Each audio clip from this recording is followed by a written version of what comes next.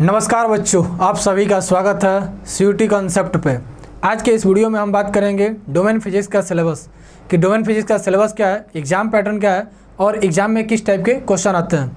साथ ही साथ यदि आप अभी 2025 के सीयूटी के एस्पिरेंट हैं तो आप इस वीडियो को कंप्लीट देखिएगा लास्ट तक कि आपको ये पता चल जाए कि सिलेबस में हमको क्या क्या पढ़ना है और उसके सब टॉपिक क्या क्या हैं, कितने यूनिट हमारे पास है, कितने चैप्टर हैं, सब कुछ के बारे में डिटेल से पढ़ेंगे। तो सबसे खास बात है बच्चों कि सर जो है पिछले 4 वर्षों से पढ़ा रहे हैं और इस वर्ष आपको पढ़ाने वाले हैं।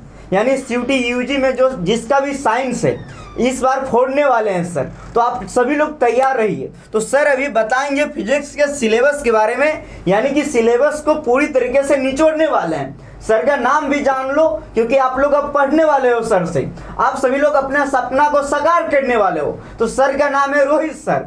तो रोहित सर अभी जो है आपको फिजिक्स डोमेन के बारे में पूरा बताएंगे, एग्जाम पैटर्न के बारे में बताएंगे, कितने सवाल आपको करने होते हैं, कितने टाइम मिलते हैं आपको। इसके अलावा सर जो है पूरा डिटेल में बताने वाले। ये देखो हमारे कोर्सेस के बारे में है, जो भी 2025 के लिए तैयारी करने वाले हो वो हमारे कोर्सेस में ज्वाइन कर सकते हो, जहाँ पे सर पढ़ाएंगे फिजिक्स और केमिस्ट्री, विकास सर पढ़ाएंगे बायोलॉजी और नितिन सर पढ़ाएंगे आपको मैथ डोमेन।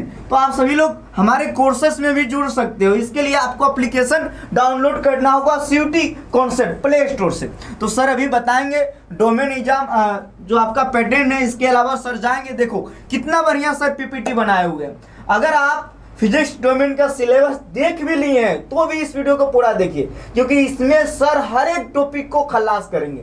जैसे एक यूनिट है, उस यूनिट के कितने सब टॉपिक है उसके बारे में भी सर बताएंगे। बीच बीच में सर ये भी बताएंगे कि सवाल किस प्रकार आपके एग्जाम में आते हैं, मिलान करने वाला, स्टेटमेंट वाला वगैरह वगैरह, जो भी PYQ के बारे में लास्ट में सर बताएंगे। तो सर आइए शुरू कीजिए सर।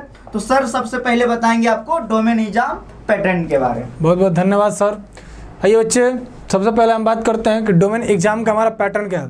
तो आप सभी को पता है कि आपके एग्जाम में 50 क्वेश्चन आते हैं। कितने क्वेश्चन आते हैं? 50 क्वेश्चन, और करने आपको 40 क्वेश्चन होते हैं। उसके बाद आपको इसके लिए दिए जाते हैं 1 आवर या 60 मिनट, अर्थात आपके पास 40 क्वेश्चन होते हैं, उसको करने के लिए आपको 60 मिनट मिलते हैं। टाइम जो आपका टोटल मार्क्स होता है वो 200 मार्क्स का होता है। अगर आप एक क्वेश्चन गलत करेंगे तो उसके लिए आपका 1 मार्क्स कट जाएगा जो आप सही किए हैं उसमें से। और आप एक क्वेश्चन सही करते हैं तो आपको 5 मार्क्स मिलेंगे। मतलब एक क्वेश्चन गलत करने पे आपके 1 अंक कट जाएंगे जो आपके सही वाले होंगे उसमें से, और सही का एक क्वेश्चन करेंगे तो आपको 5 मार्क्स मिलेंगे।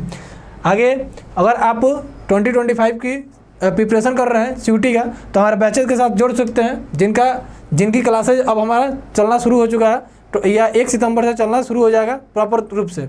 अभी हम आगे देखते हैं कि हमारे पास कितने यूनिट हैं। तो आप सभी को पता है कि हमारे पास फिजिक्स के 2 पार्ट हैं, एक पार्ट फर्स्ट है और एक पार्ट हमारे पास सेकंड है। तो पार्ट जो फर्स्ट है इसमें हमारे पास NTA के वेबसाइट पे देखेंगे तो 5 यूनिट दिए हैं, लेकिन टोटल चैप्टर देखेंगे तो टोटल चैप्टर हमारे पास 8 हैं, लेकिन NTA की वेबसाइट पे देखेंगे तो आपके पास 5 यूनिट होंगे। जिसमें जो फर्स्ट यूनिट है वो आपके पास आपके पास इलेक्ट्रोस्टैटिक। इसके अंदर 2 चैप्टर हम लोग पढ़ते हैं। एक हम लोग पढ़ते हैं इलेक्ट्रिक चार्ज एंड फील्ड के बारे में, और एक पढ़ते हैं हम लोग पोटेंशियल और कैपेसिटर के बारे में। ठीक उसी तरह हमारा जो सेकेंड यूनिट है ये हमारे पास है करंट इलेक्ट्रिसिटी। फिर जो थर्ड यूनिट है वो हमारे पास magnetic effect of current and magnetism का है। फिर आगे देखेंगे तो आगे ही ऐसे ही हमारे पास जो फोर्थ वाला है, फोर्थ आपको मिल जाएगा कि इलेक्ट्रिक मैग्नेटिक का इंडक्शन क्या होता है और अल्टरनेटिव करंट क्या होता है। फिर लास्ट में इसी में हमको पढ़ना है इलेक्ट्रिक मैग्नेटिक वेव क्या होता है। तो ये 5 आपके पास यूनिट पढ़ना है, और ये 5 यूनिट से आपको 8 चैप्टर पढ़ने हैं फिजिक्स के फर्स्ट पार्ट में। अब सेकेंड पार्ट की अगर बात करेंगे तो सेकेंड पार्ट में आपको मिलेंगे सबसे पहले रे ऑप्टिक्स के बारे में। ऑप्टिक्स पढ़ेंगे आप, और ऑप्टिक्स से सबसे ज़्यादा क्वेश्चन आपके एग्जाम में देखने को मिलेंगे। अभी हम बात करेंगे डिटेल से किन किन टॉपिक से भी आपके क्वेश्चन पूछे जाएंगे। ठीक, अभी हम पूरी बढ़िया से आपको एक एक चीज़ बताएंगे डिटेल से। फिर आपसे वेव ऑप्टिक्स पूछा जाएगा, फिर dual nature of matter and radiation जो हमारे पास होता है वो क्या होता है, किस तरह होता है, इसके बारे में डिटेल से हम लोग पढ़ेंगे भी। फिर हमारे पास है एटम और न्यूक्लियाई कि एटम क्या होता है, परमाणु क्या होता है और नाभिक क्या होता है। फिर हमारे पास जो इनके अंदर टर्म्स आते हैं जिनसे आपसे बार बार एग्जाम में क्वेश्चन पूछता है। जैसे आपसे पूछा जाता है कि हमारे पास 2 चीज़ होते हैं, अब इसके बारे में बहुत भली बात जानते हैं कि हमारे पास अगर हिंदी बोले तो होता है एक संभारिक और एक होता है समस्थानिक। आइसोटॉप्स होते हैं जिनसे आपसे क्वेश्चन बार बार पूछा जाता है। लास्ट यूनिट आपके पास है electronics device and communication system. ठीक, तो ये हमारे पास क्या है, ये हमारे पास पूरी कंप्लीट डोमेन फिजिक्स की एनटीए की वेबसाइट पे 10 यूनिट है। अब इन यूनिट के अंदर हमको कितने चैप्टर पढ़ने हैं और कौन कौन सा टॉपिक पढ़ने हैं, डिटेल्स हम इस वीडियो में बात करने वाले हैं। तो पहले अगर यूनिट में हम देखें तो पहले यूनिट में हमारे पास इलेक्ट्रोस्टैटिक्स है। इसमें कौन कौन चीज़ हमको पढ़ना है, तो सबसे पहले पढ़ना हमको कि इलेक्ट्रिक चार्ज क्या होता है, ठीक, और साथ ही साथ इसका कंजर्वेशन किस तरह किया जाता है, ठीक, कंजर्वेशन किस तरह किया जाता है और इलेक्ट्रिक चार्ज क्या होता है। सिंपल आप लोग जानते होंगे कि इलेक्ट्रिक चार्ज जो होता है ये किसी मैटर की प्रॉपर्टी होती है जिसके थ्रू हम क्या करते हैं, जिसके थ्रू हम देखते हैं कि यह मैग्नेटिक फील्ड या इलेक्ट्रिक फील्ड जनरेट करता है, या ऐसे ही बोल सकते हैं कि मैग्नेटिक इफेक्ट होता है या जो हमारे पास इलेक्ट्रिकल इफेक्ट होता है उसको एक्सपीरियंस करता है, या ये भी बोल सकते हैं आप कि ये जो होता है इलेक्ट्रिक फोर्स या मैग्नेटिक फोर्स जो होता है उसको एक्सपीरियंस करता है। बहुत सारे तरीक़ों से आपको बताया जाता है। इसकी नॉर्मल आप जानते होंगे यूनिट, तो इसके यूनिट बहुत सारे बताए जाते हैं, जैसे कूलम होते हैं, स्टेट कूलम होते हैं अलग अलग स्थिति में, कि हमारे पास सीजीएस यूनिट है, कि एसआई यूनिट है, कि एमकेएस यूनिट है, कि नॉर्मल यूनिट है, किस तरह है उसके हिसाब से। इसके बड़े यूनिट भी होते हैं, छोटे यूनिट भी होते हैं, इन सब से आपसे क्वेश्चन पूछे जाते हैं मैचिंग वाले में। बड़े यूनिट में जैसे फैराडे हो गया, आपसे पूछ सकता है एग्जाम में वन लाइनर में कि एक जो फैराडे होता है कितने कूलम के इक्वल होता है। तो आप सभी को पता होगा कि 96,500 कूलम के इक्वल होता है। और ये जो फैराडे होता है आपके पास जो इलेक्ट्रिक चार्ज होता है सबसे बड़ा इसका यूनिट होता है। इस तरह सबसे छोटा यूनिट जो होता है इलेक्ट्रॉन होता है या फ्रैंकलिन होता है। एक इलेक्ट्रॉन में चार्ज भी आप जानते होंगे कि 1.6 × 10⁻⁻⁻⁻⁰ कूलम करके होता है। तो ये सारी चीज़ें हैं, इन सारी चीज़ों के बारे में हम लोग को पढ़ना होगा। फिर इसमें हमको पढ़ना है कूलम्स लॉ। कूलम्स लॉ आप क्लास 10 में अगर पढ़े होंगे तो फिर पढ़े होंगे, नहीं तो यहाँ पे आपको डिटेल पढ़ाया जाएगा और इससे आपसे एक न्यूमेरिकल टाइप का क्वेश्चन पूछेगा जिसके थ्रू आप एक फार्मूला जानते हैं कि F = आपके पास यहाँ K होता है, या यहीं पे आपके पास 1/4πε0 होता है, या यहीं पे 9 × 10⁹ ये होता है एक कांस्टेंट टर्म, उसको रखा जाता है। और फिर हमारे पास 2 इलेक्ट्रिक चार्ज होते हैं और फिर हमारे पास इनके बीच का डिस्टेंस होता है। तो ये कूलम्स लॉ है, इससे रिलेटेड आपसे क्वेश्चन पूछे जाएंगे या इससे रिलेटेड आपसे क्वेश्चन पूछे जाएंगे न्यूमेरिकल टाइप के, और बार बार पूछे भी जाते हैं। आगे देखेंगे तो ऐसे ही हमको पढ़ना है कंटिन्यूअस चार्ज डिस्ट्रीब्यूशन। और ये 3 टाइप का होता है, एक हमारा लीनियर होता है, एक सरफेस होता है, एक वॉल्यूम होता है, एक रेखीय होता है, एक पृष्ठीय होता है और एक आयतन वाला होता है। आगे देखेंगे तो ऐसे आपको पढ़ना है इलेक्ट्रिक फील्ड इंटेंसिटी, फिर हमारे पास इलेक्ट्रिक फील्ड लाइंस क्या होते हैं, फिर इलेक्ट्रिक डाइपोल क्या होता है, इलेक्ट्रिक डाइपोल के वजह से एक्सियल पॉइंट में, इक्वेटोरियल पॉइंट में हमारे पास इंटेंसिटी क्या होती है, इन सारी चीज़ों के बारे में देखे होंगे। अगर एक्सियल पॉइंट में बात करेंगे तो E निकल के आपका आता है 1/4πε0 और 2p/r³। इससे आपसे क्वेश्चन पूछा था 2024 में, ठीक। अगर यही हम इक्वेटोरियल बोलते हैं तो यहाँ से 2 बस कैंसिल होता है, यहाँ बस p होता है तो इक्वेटोरियल का हो जाता है। तो ये सारी टॉपिक्स हैं आपको इलेक्ट्रोस्टैटिक में पढ़ना है। अभी ये केवल अभी चार्ज की बात हुई, कैपेसिटर में भी है चीज़ें। कैपेसिटर में जब जाएंगे और पोटेंशियल में जाएंगे तो यहाँ आपको मिलेंगे, अभी उसी चैप्टर में पढ़ना होगा इलेक्ट्रिक चार्ज और फील्ड वाले में ही, कि हमारा टॉर्क क्या होता है, डाइपोलिक जो डाइपोल होते हैं उनका इन्फॉर्म इलेक्ट्रिक फील्ड कैसे निकालते हैं हम लोग, इलेक्ट्रिक फ्लक्स क्या होता है, गॉस थ्योरम क्या होता है, इलेक्ट्रिक पोटेंशियल क्या होता है। पोटेंशियल आप जानते हो कि V = W/Q0 करके होता है, ये हमारा इलेक्ट्रिक पोटेंशियल होता है। फिर हमको पढ़ना होता है एक चीज़ यही के नीचे कि इलेक्ट्रिक पोटेंशियल एनर्जी क्या होती है हमारे पास, फिर कैपेसिटर क्या होता है, कैपेसिटेंस क्या होता है, energy store in A capacitance किस तरह होता है, फिर वेन डायग्राम आपको पढ़ने हैं।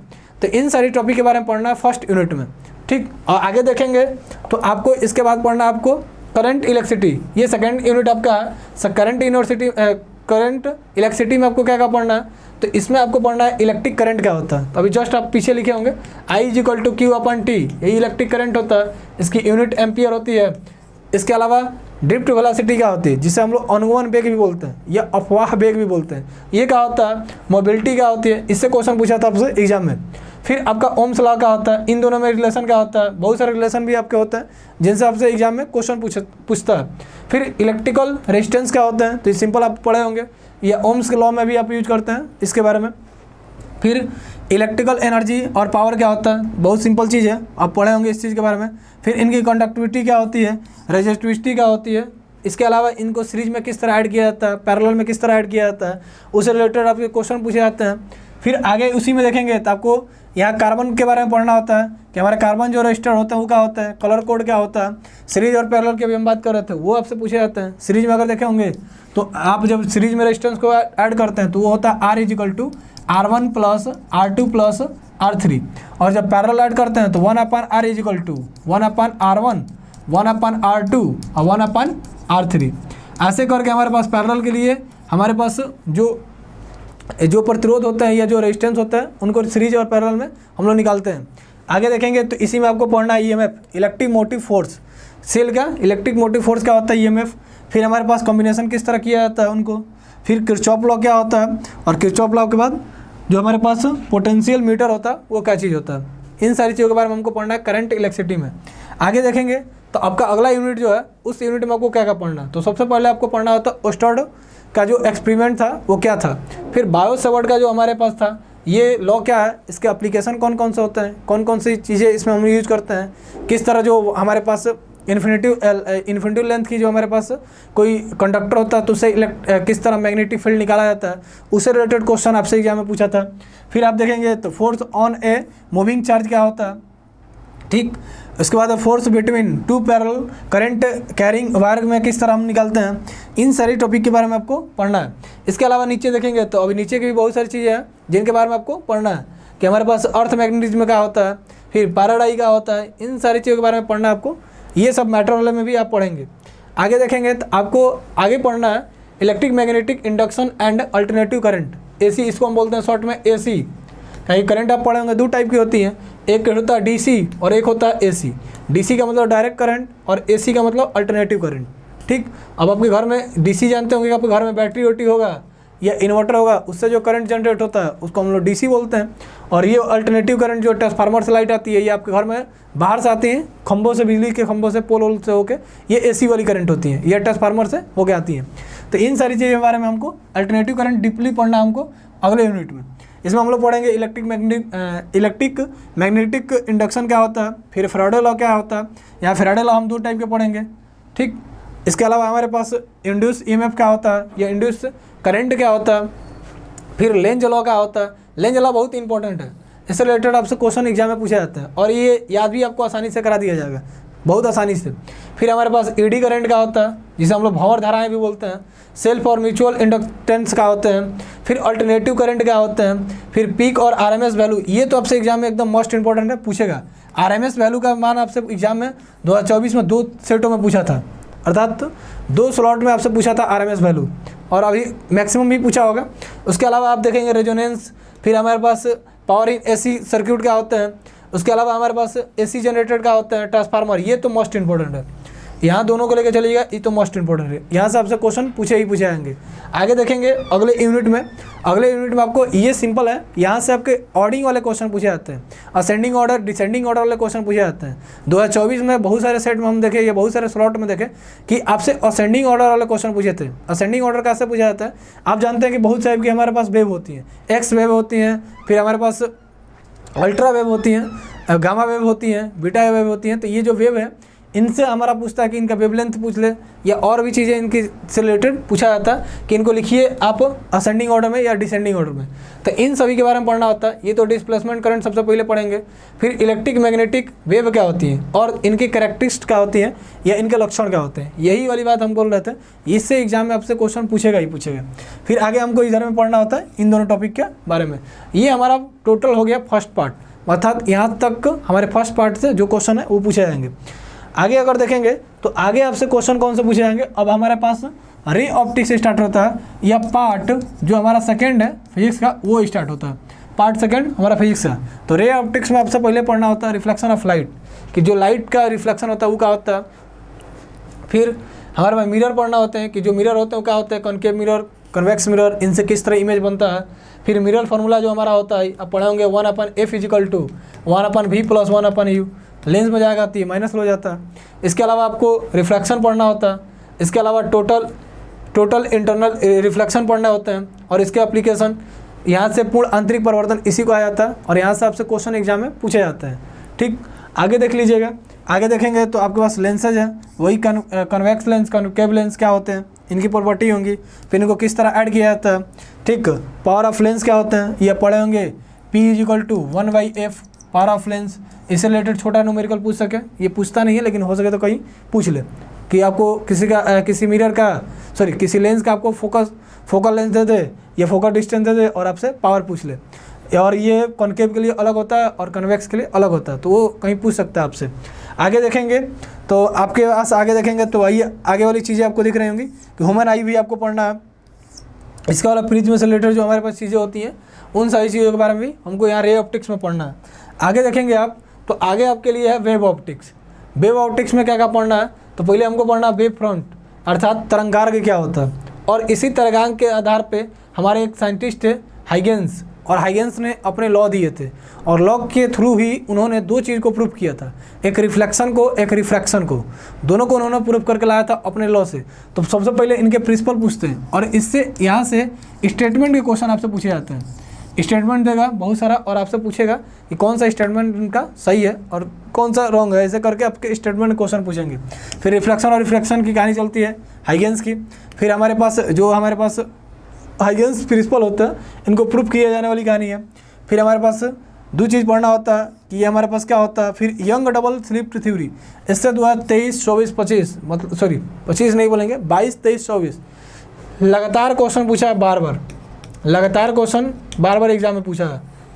ठीक, तो आशा है कि इस बार जो एग्ज़ाम होगा 2025 में तो यहाँ से तो क्वेश्चन पूछे हुए करेगा। यंग डबल स्लिट एक्सपेरिमेंट बार क्वेश्चन पूछा जाता है यहाँ से। ठीक, आगे देखेंगे तो ऐसा ही आपके ये सब टॉपिक को पढ़ना है। फिर यहाँ पे पोलराइजेशन भी पढ़ना हम लोग को, फिर बूस्टर लॉ भी पढ़ना होता है, और फिर हमारे पास जो इनका एप्लीकेशन वगैरह होते हैं उन सारी चीज़ों के बारे में पढ़ना होता है वेव ऑप्टिक्स में। आगे जब देखेंगे तो अगला आपके पास है 8वां यूनिट जो है, ये यूनिट में आपको क्या क्या पढ़ना है। तो यहाँ पे आपके पास डुअल नेचर और मेटल और रेडिएशन के बारे में आपको पढ़ना होता है। रेडिएशन से आपके हाफ पीरियड के क्वेश्चन आपसे पूछे जाते हैं एग्जाम में, हाफ पीरियड के जो क्वेश्चन होता है वो आपसे पूछा जाता है। यहाँ आपको पढ़ना कि फोटो इलेक्ट्रिक इफेक्ट क्या होता है। यहाँ पे हमको फिर पढ़ना होता है कि हर्ट्ज और जो लेनार्ड के प्रेक्षण थे, जो या उनका जो एक्सपेरिमेंट था या ऑब्जर्वेशन था वो किस टाइप का था या कैसे हुआ था, ये आपसे क्वेश्चन पूछेगा। आइंस्टीन का प्रकाश वैद्युत समीकरण कि आइंस्टीन का हमारे पास फोटो इलेक्ट्रिक इक्वेशन क्या होता है और इसमें कौन कौन सा टर्मोलॉजी यूज की जाती है, और या तो ये मैचिंग में आपसे पूछ ले टर्मोलॉजी के बारे में, या अलग अलग दे के पूछ ले, या सही और गलत करके भी पूछ ले, ना तो न्यूमेरिकल आपसे पूछेगा ही पूछेगा। तो मोस्ट इंपॉर्टेंट मान के चलिएगा इस यूनिट से ये क्वेश्चन। मैटर वेव ये तो आप लोग जो पढ़े होंगे। फिर ड्यूल नेचर हमको पढ़ना होता है कि ड्यूल नेचर के में क्या क्या होती है, और इनमें एक साइंटिस्ट है जिनको हम बोलते हैं ड्रे ब्रागली, और ये अपना ये एक रिलेशन दिए हैं, उस रिलेशन के बारे में हम लोग को पढ़ना होता है। आगे ये चीज़ हमको पढ़ना होता है कि डेविसन जो थे या जर्मल थे उनका क्या हमारा एक्सपेरिमेंट था। आगे देखेंगे तो अगले टर्म में अगले वाले में आपको केमिस्ट्री पढ़ना है। क्या पढ़ना है? केमिस्ट्री। तो अगर क्लास 11th में आप केमिस्ट्री बढ़िया से पढ़ के आओगे तो आप केमिस्ट्री के क्लास 11 के सेकेंड चैप्टर में आप पढ़े होंगे इस चैप्टर के बारे में।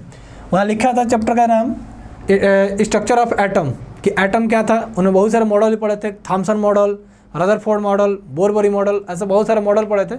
और हमारे पास न्यूक्लियाई जो था वहाँ भी आप पढ़े थे इस चीज़ के बारे में। मतलब ये केमिस्ट्री का टॉपिक बोल सकते हैं कि अगर क्लास 11 का सेकेंड चैप्टर बढ़िया से पढ़े तो ये पूरा जो आपका चैप्टर है ये पूरी तरह से कंप्लीट हो जाएगा।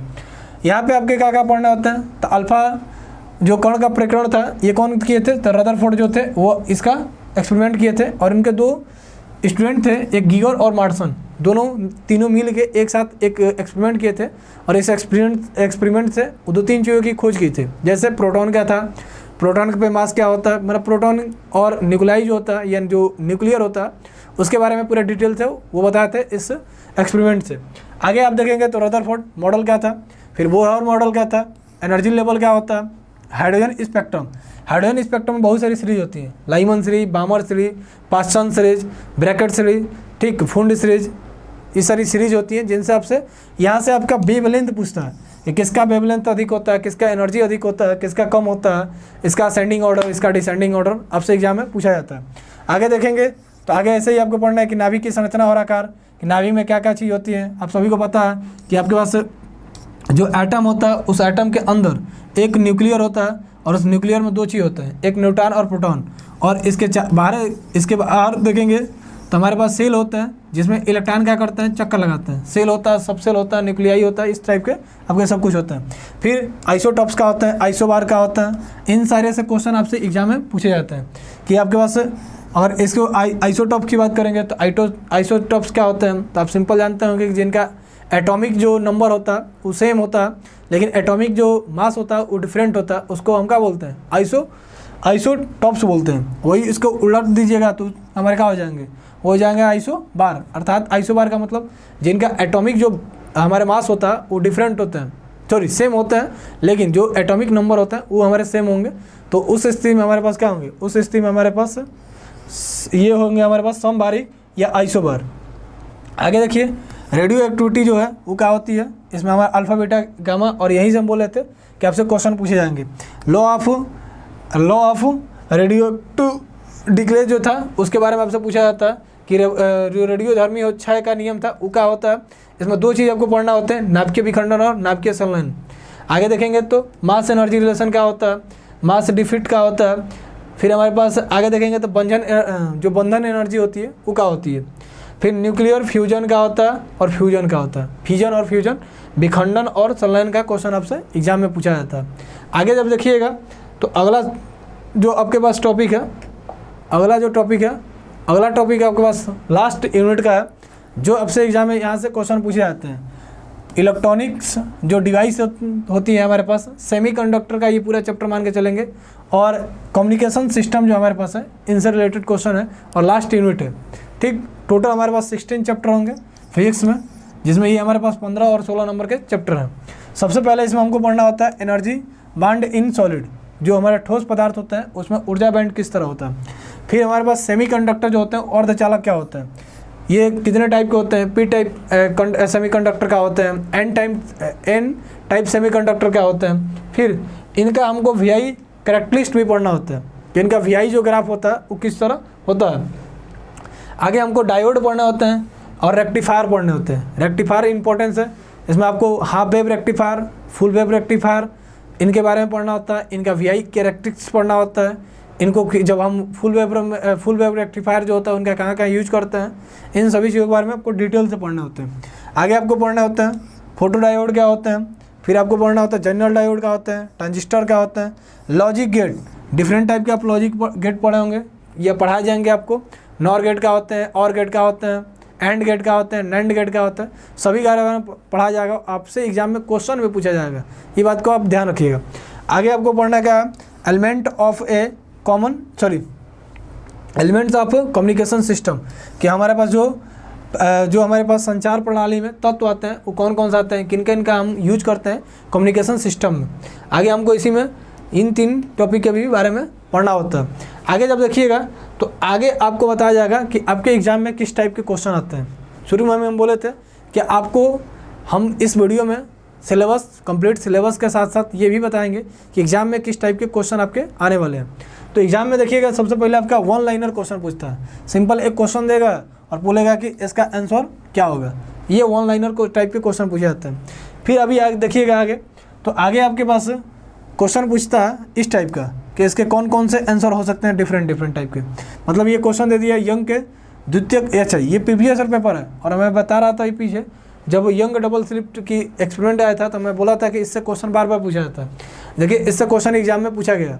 तो ये जो क्वेश्चन आपको दिख रहे हैं तो इस टाइप के भी क्वेश्चन आते हैं। ये दिखाने का बस पर्पज़ है कि इस टाइप के भी क्वेश्चन आपके एग्जाम में आते हैं कि आपके पास बहुत सारा ऑप्शन आएगा, 5 ऑप्शन, अब बोलेगा कि इसमें कौन कौन से सही है या इसमें कौन कौन से गलत हैं। इस टाइप के क्वेश्चन आपसे एग्जाम में पूछेगा।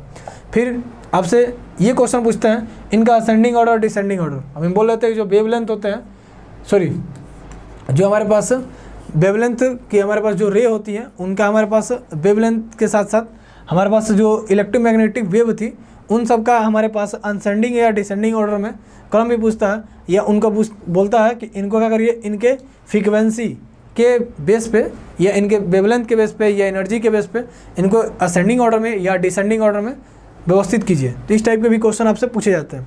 आगे देखेंगे तो आगे भी क्वेश्चन का टाइप है आपके पास कि मैचिंग वाले क्वेश्चन आपके आते हैं कि इसमें हमारे पास ये एज ए टॉपिक दे देते हैं और बोलते हैं कि इसमें हमारे पास कौन से इसके सही हैं और इसके सब ये टॉपिक दिए होते हैं। तो इस टाइप के भी क्वेश्चन आपसे एग्जाम में पूछे जाते हैं मैचिंग के।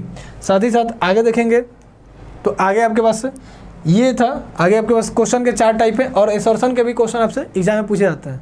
तो इस टोटल वीडियो में या पूरी वीडियो में हमने बात किया कि हमारे पास डोमेन फिजिक्स का सिलेबस क्या है और डोमेन फिजिक्स के सिलेबस में किस टाइप के क्वेश्चन पूछे जाते हैं और कितने टाइम आपको दिए जाते हैं एग्जाम में, और इन 50 क्वेश्चन में कौन कौन से हमारे पास इंपॉर्टेंट टॉपिक है और किस तरह इन सारी चीज़ों को हम कंप्लीट कर सकते हैं। ठीक, तो मिलते हैं अगले वीडियो में अगले टॉपिक के साथ। बहुत बहुत धन्यवाद आप सभी लोगों का।